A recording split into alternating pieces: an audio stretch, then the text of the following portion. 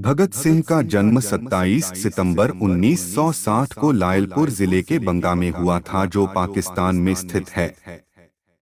उनके पिता का नाम सरदार किशन सिंह सिंधु था और माता का नाम श्रीमती विद्यावती जी था। यह 10 भाई बहन थे।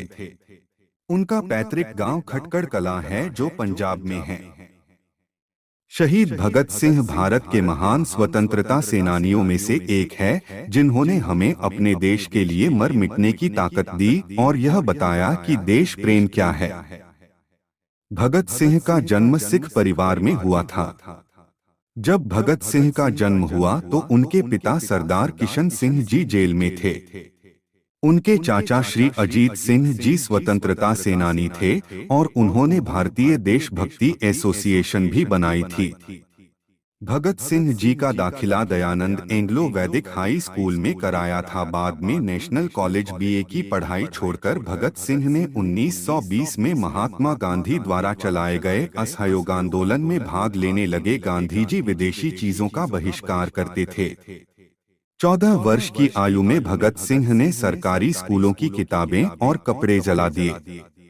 सन 1926 में नौजवान भारत सभा में भगत सिंह को सेक्रेटरी बना दिया गया और इसके बाद सन 1928 में उन्होंने हिंदुस्तान सोशलिस्ट रिपब्लिकन एसोसिएशन को ज्वाइन किया। इसे चंद्रशेखर आजाद ने बनाया था और पूरे पार्टी को एकजुट कर वे 30 अक्टूबर 1928 को भारत में आ गए। उन्होंने साइमन कमीशन का विरोध किया। उनके साथ लाला लाजपत राय थे। वे साइमन वापस जाओ के नारे लगाते रहे। इस आंदोलन के चलते उन पर लाठीचार्ज पर किया गया। इसमें लाला लाजपत राय बुरी तरह से जख्मी हो गए। उनकी मृत्यु हो गई। लाला लाजपत राय की मृत्यु से भगत सिंह और उनके पार्टी को गहरा झटका लगा।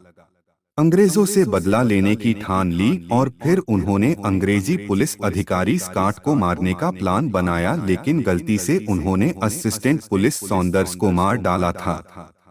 इस कारण अपने आप को बचाने के लिए भगत सिंह लाहौर चले गए। भगत सिंह को पकड़ने के लिए अंग्रेजी पुलिस ने चारों तरफ जाल बिछा दिए।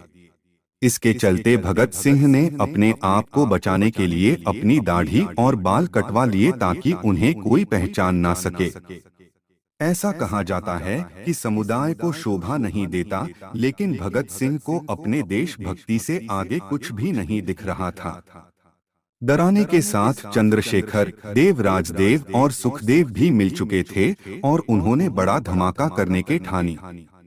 8 अप्रैल 1929 भगत सिंह जी ने अपने साथी क्रांतिकारी बटुकेश्वर दत्त के साथ मिलकर ब्रिटिश सरकार की असेंबली में बम विस्फोट कर दिया और इंकलाब जिंदाबाद के नारे लगाते रहे।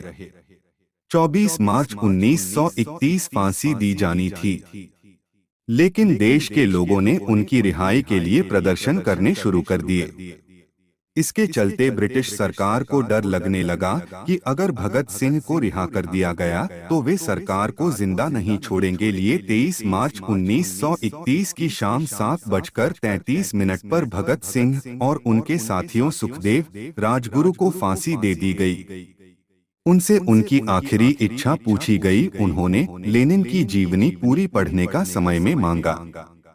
कहा जाता है कि जेल अधिकारियों ने जब यह सूचना दी गई कि अब उनकी फांसी का वक्त हो गया है, तो उन्होंने कहा था, ठहरिए, एक क्रांतिकारी को दूसरे क्रांतिकारी से मिलने दो।